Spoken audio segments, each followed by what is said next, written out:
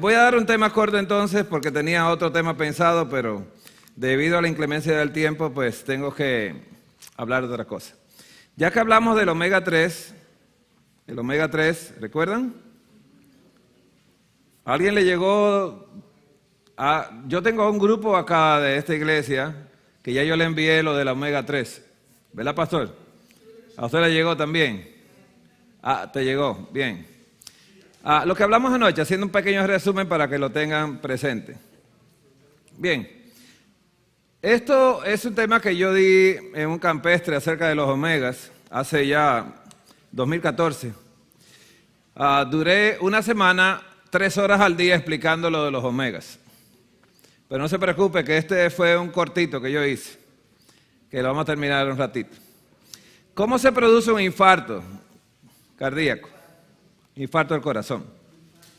¿Cómo se produce? Bien, hay 3 factores que desencadenan un infarto cardíaco. Los desbalances del omega 3, omega 6 en las dietas, y dietas altas en azúcares, y los excesos de consumo de proteínas que afectan lo que se llama la homocisteína, vamos a explicar eso ahora en un momento, ¿no? Que llevan a las inflamaciones. Bien, hay 2 tipos de ácidos grasos, ¿no? Esto fue un estudio que se hizo de la enfermedad coronaria y la relación con la grasa en la nutrición, ¿no? Y la calidad de la grasa también. Esto fue un metaanálisis de 26 estudios, más de 280,000 personas contribuyeron a esta conclusión. Ahora, hay 2 tipos de omegas que tenemos, el omega 6 y omega 3. El omega 3 le llaman favorables y AT desfavorables, pero esto inhibe la agregación de las plaquetas del omega 3, que es bueno para cuando usted no quiere tener plaquetas en su corazón o arterias, pero sí es importante para que se presente la plaqueta cuando nos cortamos. Eso lo hace el omega 6, hace que las plaquetas se agreguen en ese lugar. O sea que los 2 son importantes, les voy a explicar lo que ha sucedido. El omega 3 promueve la vasodilatación. Si usted tiene la presión alta, el omega 3 dilata el vaso sanguíneo para que la presión baje. Muy bueno. Pero el omega 6, si usted tiene una muy baja presión, entonces produce una vasoconstricción para que su presión suba. Los 2 son buenos. Luego, el omega 3 inhibe la proliferación celular. Quiere decir que ayuda, si usted tiene una problemática de tumores, el omega 3 le ayuda mucho a esto. Pero el omega 6 promueve la proliferación celular, que se multipliquen las células. Lo necesitamos los 2. Omega 3 dice que estimula la respuesta del sistema inmunológico, ayuda a que suba, pero el omega 6 lo que hace es que deprime el sistema inmunológico. El omega 3 es antiinflamatorio y el omega 6 es proinflamatorio. Las dos grasas Dios las creó y las colocó en los alimentos. Hasta una hoja de lechuga que usted coma tiene omega 3 y omega 6. ¿Por qué eso es importante? Mire, si usted se pasa el día, camina y luego al final del día le duelen los pies, ese dolor lo causa el omega 6. Y causa la inflamación. ¿Para qué? Para llamar la atención del cuerpo para que me reparen. Entonces él llama la atención, se inflama, el cuerpo viene y envía todos los recursos para reparar, y una vez reparado el omega 6 se retira y el omega 3 llega y desinflama. Pero la inflamación aguda es buena. Recibe un golpe, es bueno la inflamación para que se repare. Pero no es bueno que permanezca ahí. Dígale que yo soy un hombre casado, ¿oyó? Pero bueno, está bien. Así que los 2 son importantes, pero deberíamos tener, ¿no?, una relación de 2 en 1. Una relación de 2 en 1. Los alimentos han cambiado tanto que hoy en día todos los alimentos tienen un exceso de omega 6, muy alto. Entonces, altos niveles de omega 6 se asocian con todas las enfermedades inflamatorias, como la enfermedad cardiovascular, diabetes tipo 2, obesidad, síndrome metabólico, síndrome del intestino irritable, enfermedad inflamatoria intestinal, como la colitis, la degeneración de la mácula en los ojos, artritis reumatoidea, que es una enfermedad autoinmune, el asma, el cáncer, trastornos psiquiátricos y enfermedades autoinmunes. Esto pertenece a un exceso de omega 6 en la sangre. O sea, usted no quiere tener un exceso de ninguna de las 2, ¿no? Vamos a pedir una pantalla, una donación para ver si podemos leer. ¿Por qué yo estoy leyendo lo que usted está leyendo? ¿Usted se ha preguntado alguna vez? Recuerden un tema que nosotros dimos acerca de la memoria y el aprendizaje. Usted necesita escuchar y ver. Tiene dos memorias. Ahora no hace falta escribir para tener la tercera. Bien. Aquí vemos reportes, ¿no? En el 2005, las recomendaciones de la dieta americana, que recomendaba, en el consumo de omega 6, 4.400 miligramos, ¿no? De forma internacional se recomendaba, Estados Unidos recomendaba más cantidad de omega 6. Ellos estaban defendiendo su alimentación acá, ¿no? Aquí menciona el DHA, que mencionamos esta mañana, 650, ¿no? Y dice que esto era de forma internacional, Estados Unidos recomienda menos cantidad. Mala intención, ¿eh? El EPA necesitamos 220, ¿no? Y no hay ninguna recomendación en Estados Unidos para esto. Entonces, el DHA se necesita, ¿recuerdan esto? Para tener cognición. Los efectos del omega 3 y omega 6 en enfermedades crónicas, en las arritmias cardíacas, ¿no? Que pueden causar la muerte súbita, el omega 3 está bajo y el omega 6 está alto. Quiere decir que si tenemos mucho omega 6 y poco omega 3, podemos sufrir de un infarto cardíaco, una arritmia, ¿no? Y después de la arritmia viene el infarto. En la trombosis y la aterosclerosis, el omega 3 está bajo y el omega 6 está alto. Eso es lo que quiere decir esto. Entonces, ¿qué se necesita en estos casos? La fórmula que le dimos de omega 3 para cambiar esta situación. Esto es importante. El HDL colesterol llamado bueno quiere decir que el omega 3 está incrementado y el omega 6 está bajo. Pero en el colesterol malo quiere decir que el omega 3 está bajo y el omega 6 está alto. Entonces, cada vez que yo tengo un paciente que me tiene la LDL elevada, que viene con trombos, que tiene arritmias, que tiene algún problema de inflamación, yo uso el omega 3, porque sé que está consumiendo mucho omega 6, ¿no? Entonces, en los triglicéridos, que le llaman colesterol malo también, ¿no? Los triglicéridos que afectan el corazón son bajos los omega 3 y están altos los omega 6. Y en todas las inflamaciones, ¿no? Que usted ve acá, la respuesta inflamatoria siempre está bajo el omega 3 y es el omega 6 que está elevado. Estos son enfermedades crónicas afectadas por el exceso de omega 6. Bien. Aquí yo creo que hablamos una vez de la dieta tóxica alta en azúcares y carbohidratos que alteran el índice glicémico y la carga glicémica. Y mencionamos aquella vez la concentración de azúcar con alimentos. Esto fue un estudio hecho en Alemania. Cuando hablamos de frutas y vegetales, tanto la insulina, que es la línea verde, y la glucosa, que es la marrón, trabajan juntas por 5 a 6 horas, hace una curva suave. Eso es cuando comemos frutas y vegetales. Cuando se consumen comida procesada, azucarada, chocolates, ¿no?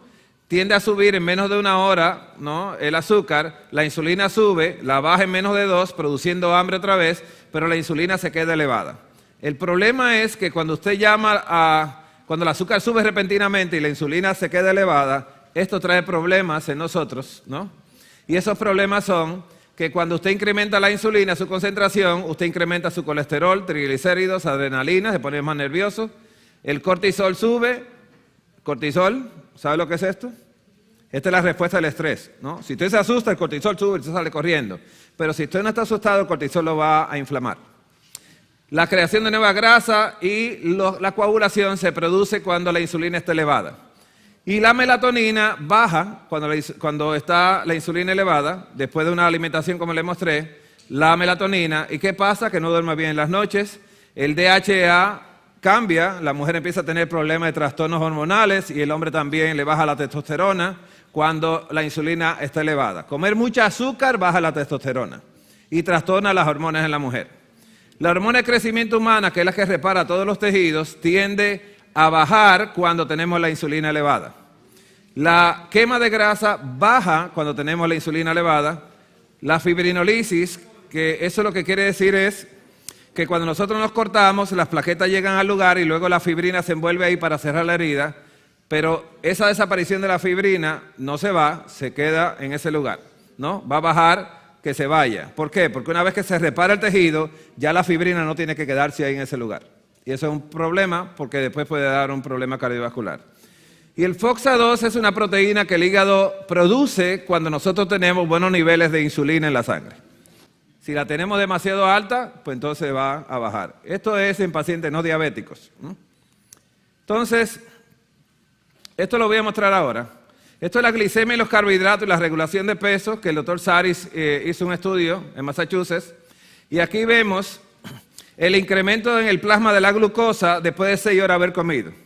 La glucosa sube con los almidones, mencionamos la amilopectina, sube la glucosa con los azúcares, ¿no? Los carbohidratos, pero la fructosa tiende a estar baja después de 6 horas de haber comido.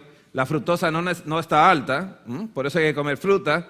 Y la sucrosa se mantiene un poquito elevada, después de 6 horas en el plasma de haber comido estos alimentos. ¿Qué pasa entonces? El incremento de insulina, después de 6 horas de haber comido, la fructosa no la sube mucho, porque no la necesita. La glucosa sí, por los carbohidratos, la sucrosa, el azúcar de mesa y los almidones mantienen los niveles de insulina elevados. Y esto puede trastornar lo que yo le mencioné hace un momentito. Así que la mejor alimentación es donde se consumen muchas frutas y vegetales. Eso es lo básico, comer mucha cantidad de frutas y vegetales. Voy a explicar algo de la homocisteína, porque esto lo estoy explicando a vuelo de pájaro porque quiero llegar a la gráfica donde muestro cómo se produce el infarto y cómo podemos evitarlo, ¿no? Y ahí vamos a hablar de esto. La homocisteína es un aminoácido azufrado que ha sido considerado factor influyente en el desarrollo de enfermedades cardiovasculares y cerebrovasculares. Los recientes estudios se han enfocado en el análisis de la reacción existente entre el aumento de la concentración plasmática de homocisteína, que esos son exámenes que se hacen. Usted va a un médico y dice, oye, dame una evaluación cardíaca en la sangre, la homocisteína está presente, ¿no? Entonces, esa concentración plasmática de homocisteína al daño de las células neuronales del cerebro y un mecanismo neurotóxico también, como el aumento del estrés oxidativo y la generación de derivados de la homocisteína, así como el incremento y la toxicidad de la proteína también. La homocisteína, y les voy a mostrar qué quiere decir la homocisteína en un momento. Las vitaminas involucradas en la homocisteína son las siguientes: el ácido fólico, vitamina B6 y vitamina B12. Esas 3 vitaminas, bien combinadas, ayudan a la homocisteína. Y eso es importante que lo sepamos. Así que tanto la vitamina B6 como la vitamina B12 actúan como coenzimas en el metabolismo de la metionina. Eso es, ¿no?, parte de la homocisteína. Es por eso que se refleja una estrecha relación entre los niveles plasmáticos de las vitaminas y los niveles de la homocisteína. La deficiencia de alguna de estas vitaminas nombradas anteriormente, B6 y B12, puede causar insuficiente disponibilidad de los grupos metilo, o dice que va obstaculizando así el correcto metabolismo de la mielina. ¿Qué es la mielina? La capa que cubre los nervios de nosotros. Es como esa capa que cubre los cables de acá para evitar alto voltaje y corriente dentro de nosotros. Así que los neurotransmisores, que son los que llevan la información nerviosa, y la membrana de fosfolípido, que es grasa que tienen, ¿no?, para neutralizar también y aumentar así la conductividad eléctrica, para eso es la grasa, que posteriormente se verá, dice, reflejado como un deterioro cognitivo. No solamente la homocisteína está involucrada en los problemas cardiovasculares, sino en el entendimiento también. En un momento les voy a mostrar cómo se logra mejorar eso. Así que recientes estudios están enfocados en la homocisteína y el daño de neuronas que está asociado, con el aumento de homocisteína como factor importante en las enfermedades neurológicas, cerebrovasculares, como enfermedad de Alzheimer, demencia, Parkinson, epilepsia y enfermedades cardiovasculares. Si usted recuerda anoche, cuando hablábamos del omega 3, estábamos mencionando mucho estas situaciones. Ahora bien, la enfermedad cardíaca Las concentraciones adecuadas de folato o ácido fólico y vitamina B12 o vitamina B6 pueden disminuir los niveles en circulación de la homocisteína, un aminoácido, dice, normalmente encontrado en la sangre. El infarto cardíaco, el ácido fólico parece reducir el riesgo de infarto. En cuanto al cáncer, la asociación entre el folato o el ácido fólico y el cáncer parece ser compleja y se ha sugerido que el folato puede ayudar a prevenir el cáncer, el ácido fólico. La depresión, algunas evidencias relacionando los bajos niveles del folato, ácido fólico, con la depresión. ¿Por qué? El ácido fólico ayuda a que usted tenga una membrana celular de las células rojas saludable, fuerte, que pueda transportar sin problema el oxígeno y sacar el carbono del cuerpo. En la mujer, el ácido fólico, en la mujer cuando se embaraza, si no hay ácido fólico, la espina dorsal del bebé no se cierra. Pero también el ácido fólico, al cooperar con tener un glóbulo rojo saludable, él ayuda a transportar el oxígeno a este señor de acá, que tanto lo necesita el cerebro. Vamos a hablar de la memoria y la agilidad mental.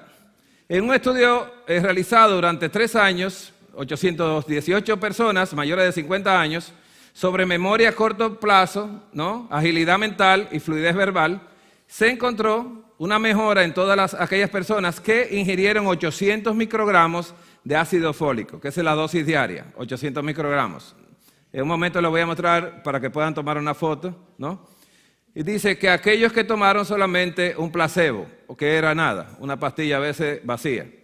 El estudio fue reportado por la revista Lancet, el 19 de enero del 2007. En cuanto a la fertilidad, el folato es necesario para la fertilidad tanto en hombres como en mujeres. Y en cuanto al oxígeno, se sabe que la ingesta de dosis terapéuticas de ácido fólico, dice, tiene efectos oxígenos, y en el aumento del apetito también. Personas que no tienen mucho apetito tienen baja de oxígeno en su cerebro. Esta es la homocisteína, que se conjuga de vitamina B6, ácido fólico, vitamina B12 y colina. Y usted verá ahora la homocisteína, La inflamación, que puede llevar a cáncer, enfermedad cardiovascular, Alzheimer, diabetes tipo 2, artritis, enfermedad autoinmune, enfermedades neurológicas y enfermedades pulmonares, usted la puede evitar. La inflamación, yo estuve hablando un poquito hace un momento, que normalmente pensamos que la inflamación como algo negativo, pero hay que saber los diferentes tipos, sus causas y sus funciones para tener claro qué es lo que tenemos que evitar, qué es normal e incluso los beneficios en nuestro cuerpo. La inflamación está diseñada como una respuesta común, natural y necesaria ante el estímulo de lesiones o el dolor, o enfermedades o el estrés. La respuesta inflamatoria es el principio del proceso curativo de nosotros. Muchas personas lo ven como malo, pero es una llamada de atención natural de nuestro cuerpo y se manifiesta con dolor, hinchazón, calor y rubor. Esto es lo que se conoce como inflamación aguda y sus causas pueden ser un trauma, una infección o un patógeno, una enfermedad, quemaduras, irritantes químicos, congelación, cortes o laceraciones o reacciones alérgicas. Todo eso coopera con la llamada de atención al cuerpo para que lo repare. Así que esto permite que haya un flujo sanguíneo en la zona de la lesión. Si hay una inflamación, el cuerpo envía mucha sangre y nutrientes a ese lugar, Eso mantiene el calor, lo que hace que mantiene el flujo completamente. Eso hace tener un color rojo y lleva mucho plasma, leucocitos, a ese sitio del tejido lesionado. Los vasos sanguíneos se vuelven más permeables, hacen que todo pase entre ellos para que pueda llegar al lugar también. Eso hace la inflamación, que fluyan, dice, a través del tejido dañado para hacer su trabajo. La migración del plasma al tejido es la que hace que éste se inflame. Y al mismo tiempo, el cuerpo libera un mediador, de la inflamación llamado, bradiquinina, que aumenta la sensibilidad al dolor, quiere decir, no me toques, no me molestes, déjame yo repararme, Y entonces, esa sustancia, estas sensaciones de calor, rubor, dolor, hinchazón y pérdida de funcionamiento son molestos y familiares, pero son necesarias para una correcta curación. Casi siempre usted recibe algo y le dan un antiinflamatorio. Si usted ya tiene un proceso por darse un golpe o algo así, no debe tomar antiinflamatorios. El cuerpo tiene su proceso antiinflamatorio correcto. Tiene que inflamar para reparar y luego de que se repara, se desinflama. Eso es lo normal. Cuando la inflamación se vuelve crónica y sistémica, cuando deja de ser una respuesta aguda y se convierte en una característica constante de nuestra fisiología, que siempre está activada, es cuando los problemas aparecen, cuando es crónica, no cuando es aguda. Así que la respuesta inflamatoria debe ser corta y localizada. Una gran parte de la inflamación consiste, dice, en desmantelar los tejidos, atacando a las partes dañadas y al patógeno invasor. Y antes de volver a reconstruir estos tejidos, la respuesta inflamatoria tiene, dice, el potencial de dañar el cuerpo. Por eso es normalmente un sistema muy regulado, porque no queremos que se salga de lo normal y ataque a otros tejidos sanos, pero si está activa todo el tiempo, esta regulación se hace más difícil todavía. O sea que necesitamos las inflamaciones, pero no de forma crónica, sino aguda. La inflamación, como repetimos, normalmente es un proceso corto y momentáneo, pero hay algunos factores que pueden hacer que se convierta en una inflamación crónica de bajo nivel y ataque nuestro cuerpo de forma contigua. La falta de sueño produce inflamación. Dormir poco, ¿verdad? ¿Sí? Bien.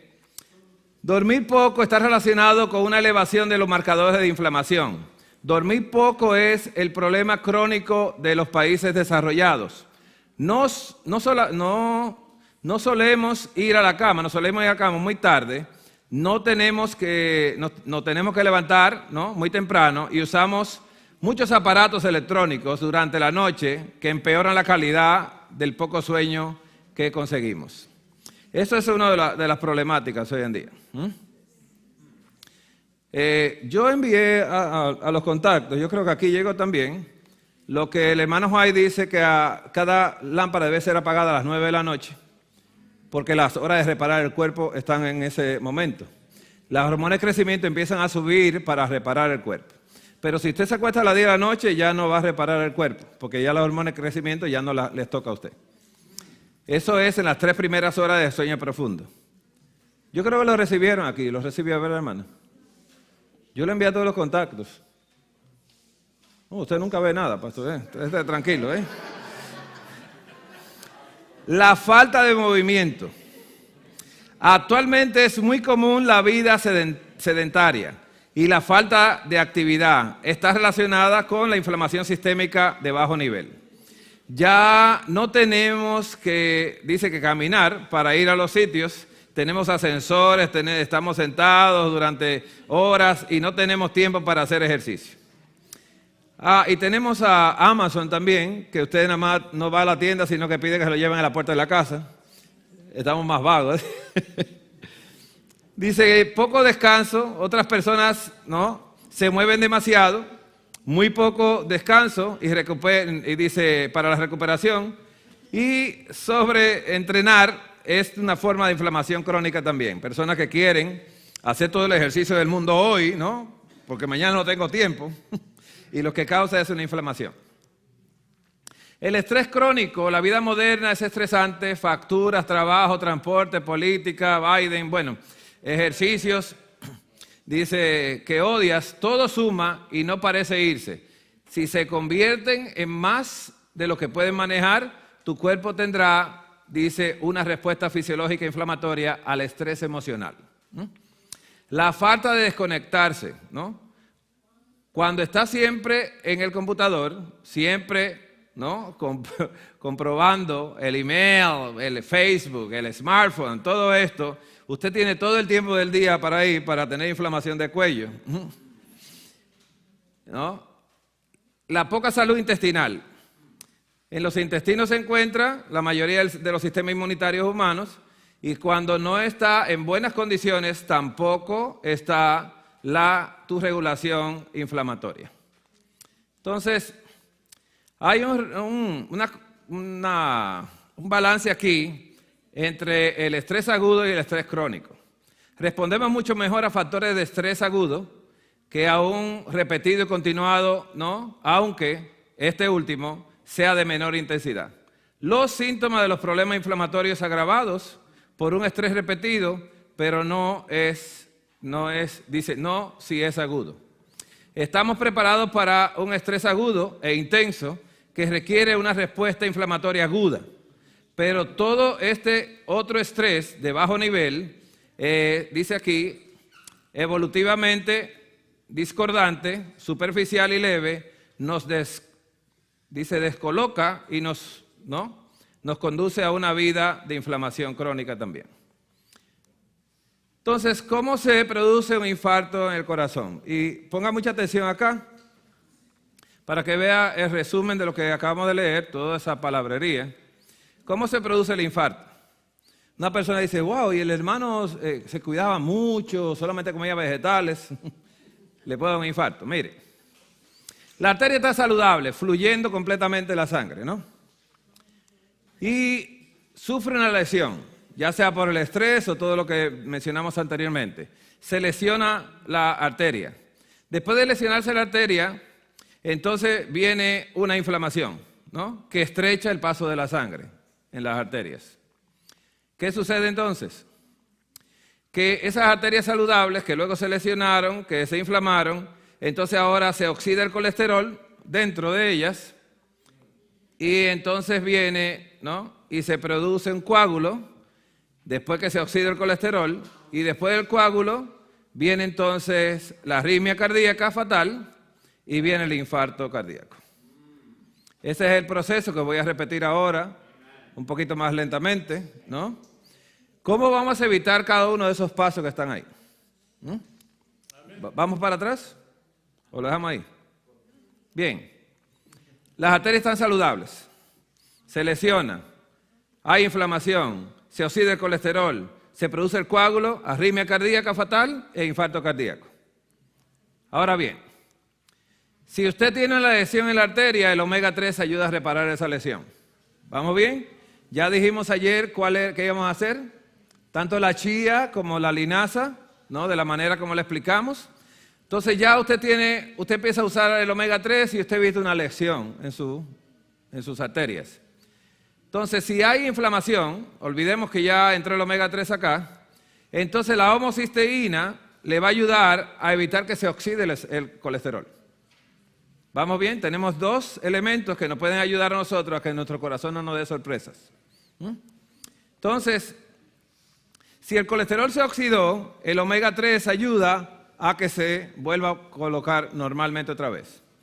Y si hay un coágulo, el omega 3 es anticoagulación. ¿Recuerdan eso como lo explicamos? El omega 3 es antiplaquetario y el omega 6 es plaquetario. Aumenta la agregación de plaquetas. Así que así se evitan los problemas. No, ¿qué le hice? Bien, déjame ponerlo otra vez. Déjame colocar todas las cosas ahí. Bien. Existe en el mercado algo, pero no lo vi acá, que se llama homocisteína. Por favor, guarden esa palabra. Cuando usted lo haga en Google y le coloque homocisteína, déjame ver si tengo si está acá, voy a ver. Hay unas vitaminas que se llaman así mismo, homocisteína. Ok, a ver si lo tengo acá.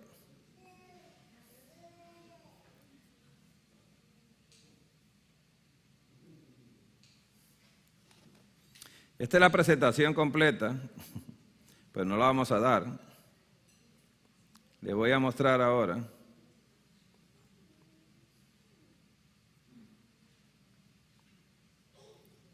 Bien. Déjame ponerle un poco de ejemplos para que veamos. pero estoy buscando los frasquitos que estaban acá. Le mostramos los omegas para que tengan más o menos, no voy a entrar en esos detalles. Miren, estos son almendras tostadas sin sal. ¿Cuánto tienen de omega 3 las almendras? 0. ¿Y cuánto tiene de omega 6? 17.555 por taza de almendras. Entonces estamos desbalanceados acá, ¿no? Entonces, estas son las almendras crudas. Por taza de almendra cruda, 8.6 miligramos de omega 3, 17.253 miligramos de omega 6. Vamos a hablar de estas, las walnuts. Cada taza de ellas, ¿no?, en pedacitos, tiene 10.623 miligramos de omega 3, pero tiene 44.567 miligramos del 6. Estas fueron las semillas que yo usaba, de mucha cantidad de ellas, que produjeron mucha inflamación en el cuerpo. Mucha inflamación, ¿no? Y mucho aumento de peso también. Porque no solamente se queda en esto, cada taza tiene 765 calorías. Entonces eran muchas calorías que yo consumí. Entonces, esas son las semillas de pumpkin. También puede ver la cantidad por taza, 250 miligramos del 3 y 28.571 miligramos del 6. El coco, ¿no?, tiene 0 de omega 3 y tiene 293 miligramos del 6 por cada taza de coco, rallado, ¿no? Aquí vemos el maní, que nunca lo recomendamos. Cada taza tiene 814 calorías y tiene 260 miligramos del 3 y 14.434 del 6.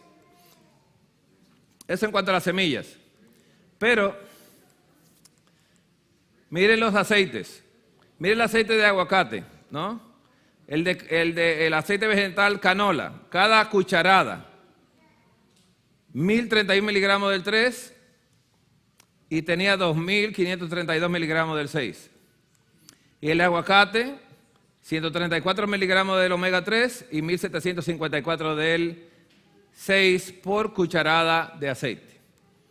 El aceite de maní, 0 de omega 3 y 4.321 por cada cucharada. El aceite de ajonjolí, 40.5 miligramos del 3 y 5.576 miligramos del 6. El aceite de coco, 0, ya lo mencionamos, 243 del 6. El aceite de la semilla de la uva, cada cucharada, 13.5 miligramos del omega 3, 9.395 miligramos del 6. El aceite vegetal de maíz, 157 miligramos del omega 3 a 7.224 del 6. Y aquí tenemos el aceite de soya, que tiene 917 miligramos del omega 3 y 6.807 miligramos del 6. Así que el aceite de oliva, cada cucharada, 103 miligramos del omega 3 y 1.318 del 6. Por eso hay que llevar una alimentación balanceada para nosotros poder trabajar con esto. Por eso le hablé tanto del omega 3 el día de ayer, porque tenemos que aumentar el omega 3 en la digesta.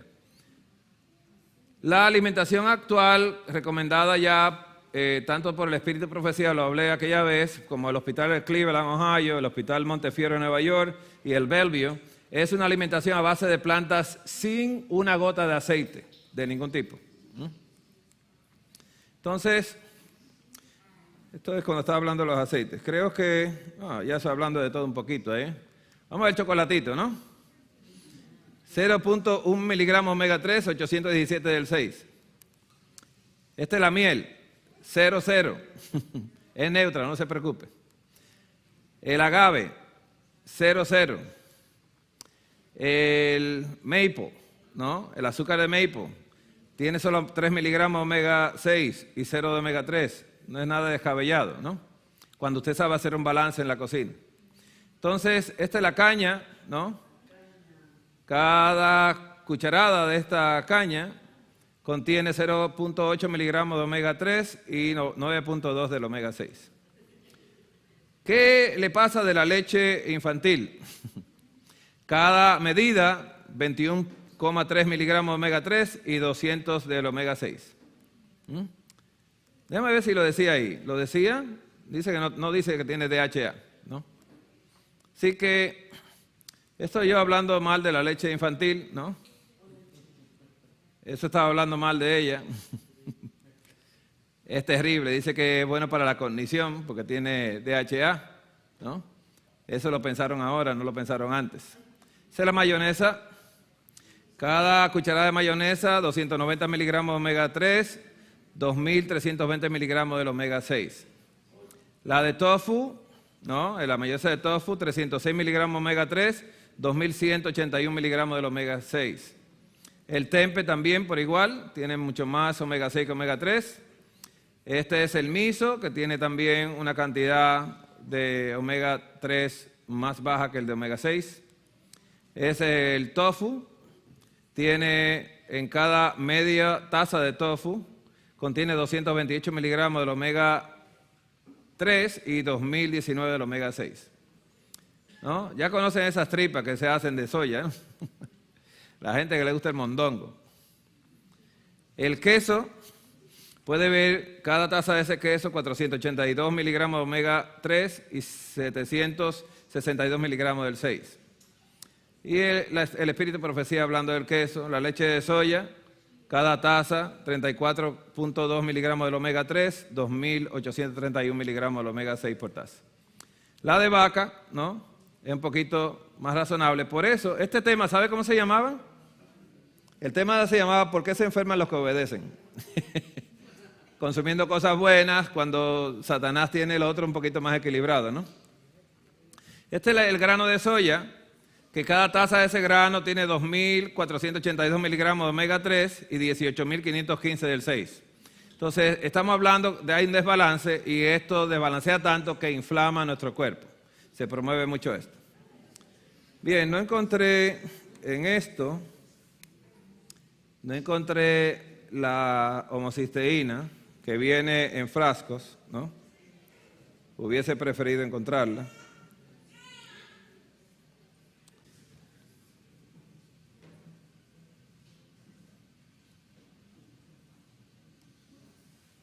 Bien.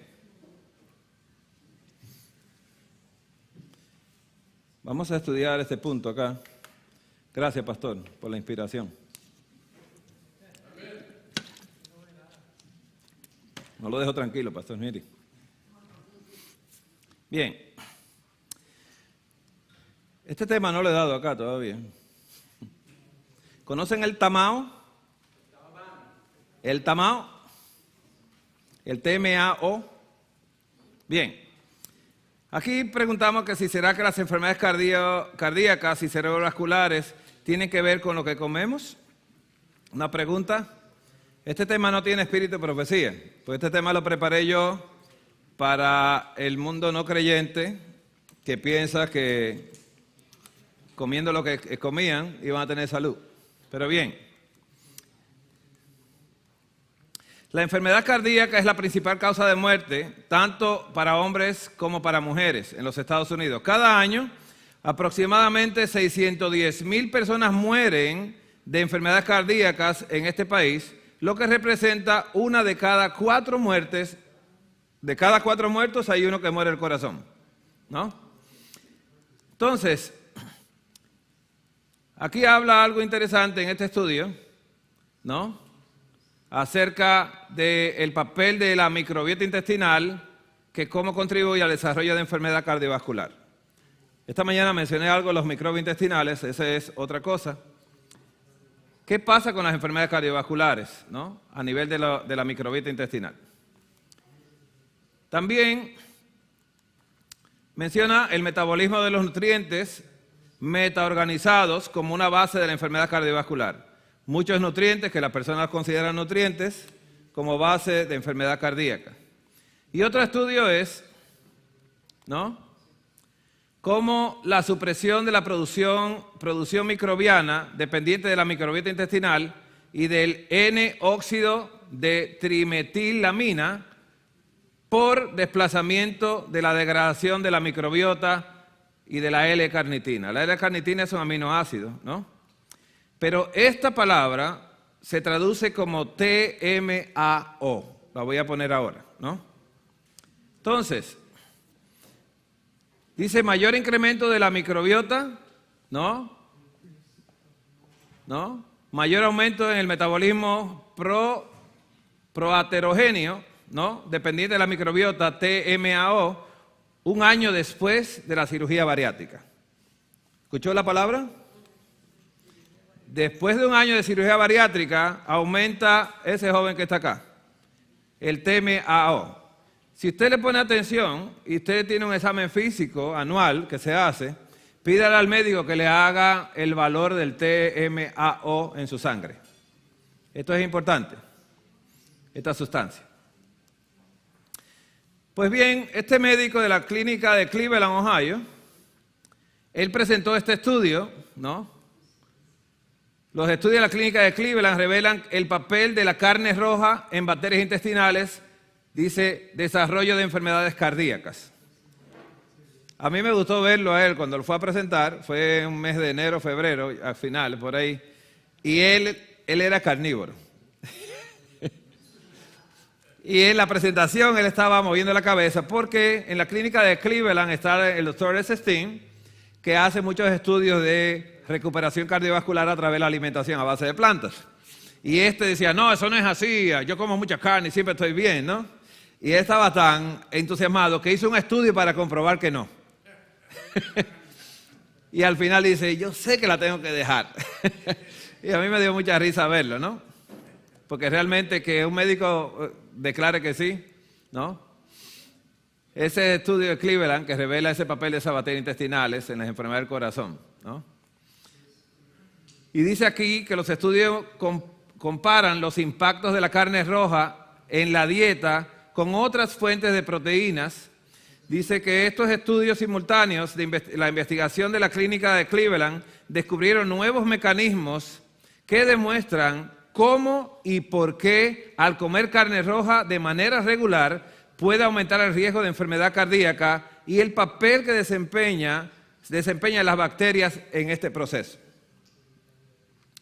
Entonces, estas son parte de las investigaciones. La investigación encuentra un nuevo enlace entre una dieta rica en carne roja y el aumento del riesgo de enfermedades del corazón. Todo esto de la clínica de Cleveland, como lo explican ellos cuando usted entra a la página. Aquí menciona, los investigadores de la clínica de Cleveland encontraron personas que comen carne roja, incrementaron la producción del TMAO en sus intestinos. Eso fue lo que pasó. En la clínica de Cleveland, mire cómo va bajando la carnita ahí, mire. Ahí, eso lo hicieron ellos. El TMAO, un nuevo análisis de sangre que mide los niveles de la trimetilamina N-óxido, el TMAO, un producto de la oxidación de la trimetilamina, un metabolismo, dice, común en los animales, metabolito derivado de las bacterias intestinales humanas al consumir carne roja y puede predecir potencialmente el riesgo futuro de ataque cardíaco, accidente cerebrovascular y muerte en pacientes que parecen estar sanos, según una investigación de la clínica de Cleveland el 15 de diciembre del 2015. Esto es interesante. ¿Cómo estas personas llegaron a esta conclusión? ¿No? Fortuita.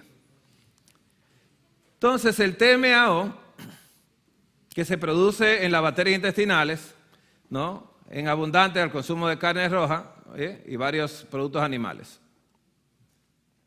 Ese TMAO, yo conseguí que un laboratorio allá en la República Dominicana llevara, porque tenía que pedir la patente acá, y la concedieron, y ahora yo voy a hacer que todos mis pacientes que me visitan, que son comedores de carne roja, se hagan el examen. Predictorio de infartos. Ya, me le voy a ir por encima a los cardiólogos que dicen, no, hay que comer su carne a la parrilla. Digo yo, cómaselo a la parrilla, ¿no? Eso no tiene que ver cómo la cocine. El problema es que esa carne llega al intestino y cambie la microbiota intestinal. Más específicamente, el TMAO se produce cuando las bacterias intestinales digieren la colina, que es un aminoácido, la leucina y la carnitina, 3 aminoácidos, nutrientes abundantes en productos animales como la carne roja, el hígado y otros productos animales. Así, pero en la segunda parte, la formación del TMA aumenta significativamente en los omnívoros. Luego, los investigadores demostraron que un suplemento diario de carnitina puede inducir a la producción del TMAO. Incluso para veganos y vegetarianos que continúan comiendo sus dietas normales. A principios de este año, el doctor Hazen y su equipo publicaron un estudio que muestra cómo los investigadores habían diseñado una nueva clase potencial de medicamentos para la prevención de las enfermedades cardíacas y el riesgo de coagulación e interrumpir la vía microbiana por la cual la colina se convierte en TMAO. Entonces, el equipo del Dr. Hazen comparó el impacto de los suplementos orales diarios de carnitina en omnívoros versus vegetarianos y veganos.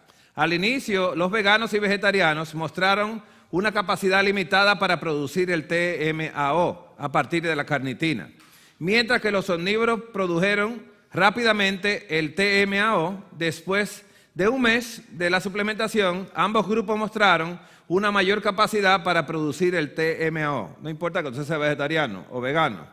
Si usted está consumiendo alimentos que tienen mucha carnitina, usted también puede producirlo. Entonces,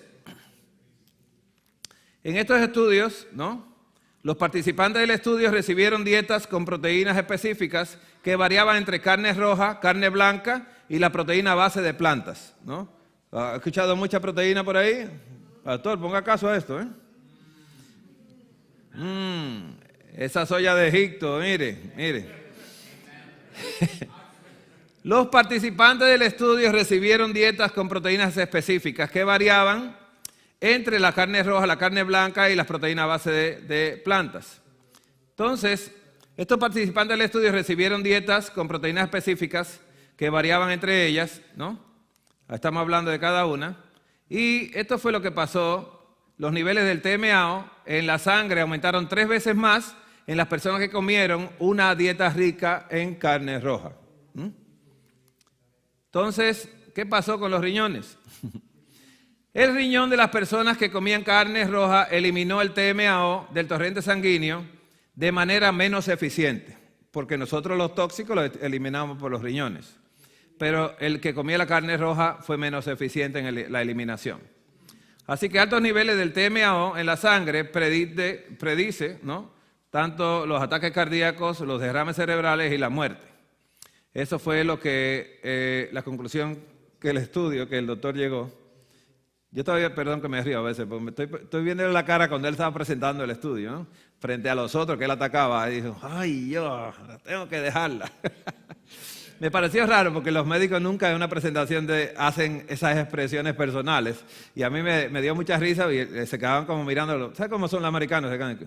¿Qué le pasó a este, Era nervioso que estaba por tener que admitir que se equivocó. Entonces, esto es lo que sucede, con esa carne roja. Esto es una revista europea, de cardiología. Y en esta revista apareció algo interesante acerca del impacto que tenía esta carne roja. Aquí ellos también coinciden que la carne roja incrementa el TMAO, es precursor, dice aquí, estos nutrientes, afectando la microbiota intestinal, la cual a su vez va al hígado, y luego va al torrente sanguíneo, y tiene que ser eliminada a través de los riñones, pero no la elimina a través de los riñones. Esa es la problemática que el doctor descubrió en Cleveland, Ohio. Entonces, en un nuevo estudio de intervención dietética publicado por esta revista europea del corazón, los investigadores encontraron que una dieta rica en carnes rojas como fuente primaria de proteínas aumenta significativamente los niveles del TMAO en circulación, en comparación con las dietas con carne blanca o no cárnica como fuentes de proteínas. El estudio mostró que el consumo crónico de carne roja aumenta la producción del TMAO por microbiota intestinal y redujo la eficiencia de los riñones para expulsarlo. Tanto la producción aumentada como la eliminación reducida vía riñón causada por una dieta de carnes rojas contribuyen a la elevación de los niveles del TMAO, que se ha vinculado en el desarrollo de aterosclerosis y complicaciones cardíacas también. Eso es lo que dice la revista europea. En el estudio incluyó 113 participantes que secuencialmente recibieron planes de comidas completos preparados con fuentes de proteína de carne roja, carne blanca y no carnes, en su mayoría vegetariana, en un 25% de las calorías diarias. Después de un mes de la dieta de carne roja, la mayoría de los participantes del estudio experimentaron elevación de los niveles del TMAO en sangre y en orina. En promedio, los niveles del TMAO en la sangre aumentaron 3 veces más durante la dieta de carne roja en comparación con la dieta de carne blanca. Y sin carne, con algunos pacientes que muestran un aumento más de 10 veces, ¿no? Se observaron aumentos similares en la orina. Sin embargo, después que los pacientes suspendieron la dieta de carne roja, los niveles de TMAO en la sangre y en la orina disminuyeron durante el mes siguiente. Amén. Es tan fácil esto, ¿no?, que usted puede hacer que un paciente se recupere solamente cambiando su alimentación. Amén. Así que el estudio también reveló el hallazgo inesperado de que las opciones dietéticas crónicas de un participante impactaron la función renal al cambiar la efectividad de los riñones para expulsar compuestos. Por ejemplo, mientras que una dieta de carne roja disminuyó la excreción del TMAO, la dieta de carne roja aumentó la eficiencia de la excreción de la carnitina y otros metabolitos derivados de la carnitina. Quiere decir que hubo ahí un poquito de contradicción también. Aquí vemos el hígado, ¿no?, que es el que metaboliza todo lo que usted come. El intestino lo lleva a la sangre al hígado completamente. Y él es el órgano metabólico por excelencia nuestro. Entonces, de ahí es que vienen los bloqueos arteriales que producen el infarto cardíaco, la muerte por derrame cerebral, ¿no? Entonces, la carne roja, aves o de hígado, lo que hacen es producir más carnitina, ¿no? Tanto aves rojas, aves, hígado, pescado, leche de vaca, queso y huevos también lo hacen. Producen la colina y entre ellos dos empiezan a metabolizar, ¿no?, a nivel del intestino esta sustancia llamada TMAO. Y ese TMAO es el que participa en la producción de los bloqueos arteriales completamente. Eso es lo que hace. Entonces, produce el ataque cardíaco, derrames, la muerte, ¿no? Eso es lo que produce esta situación. Este es como la revista lo presentó, ¿no? Un poquito más explicado para médicos, con todas esas caricaturas ahí. Entonces, vamos a leer este estudio.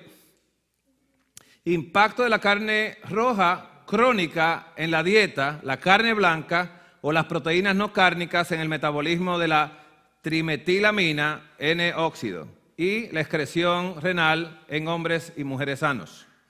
O sea, tomaron personas que no tienen relación con problemas de enfermedad. Entonces, ¿qué pasó en la conclusión del estudio? ¿No? Lo estoy dejando en inglés para luego leerlo en español. Esto fue lo que sucedió. Mire qué interesante. La conclusión es: el uso crónico de consumo de carne en la dieta incrementa los niveles del TMAO, incrementando la producción de las bacterias intestinales del TMA y el TMAO por medio de la carnitina y no de la colina, reduciendo la excreción renal de ese TMAO. Al descontinuar el consumo de la carne roja en la dieta, reduce el TMAO en plasma en 4 semanas. ¿Por qué se repiten tanto los estudios? Porque cuando un estudio arroja algo, el médico tiene que buscar comprobación científica otra vez, lo tiene que hacer otro grupo, lo tiene que hacer otro grupo para no caer en contradicción, y todos casi han coincidido en lo mismo, y por eso le presento esto. ¿Sabe por qué yo presento esto? Y usted dice, wow, el hermano me llena de cosas científicas ahí. Estos videos lo están viendo mucha gente que me tiene mucho cariño y médicos amigos que siempre han discutido conmigo de que yo le digo a los pacientes que dejen de comer carne, que el comer carne, ellos comen carne y están saludables, bueno, todas las cosas que me dicen. Entonces yo hago todo esto porque ellos miran esto y después yo les tengo que cerrar la boca antes de que hablen, ¿no? De que no, tú usaste un estudio solamente, digo yo, miro los otros acá. Entonces yo sé que a ustedes esto lo mortifica, pero también estoy haciendo haciendo una reconfirmación de estas cosas. Así que el TMAO, que yo le llamo el TAMAO, manténgalo presente en sus próximos estudios de examen físico anual, por favor, y el Señor lo siga bendiciendo.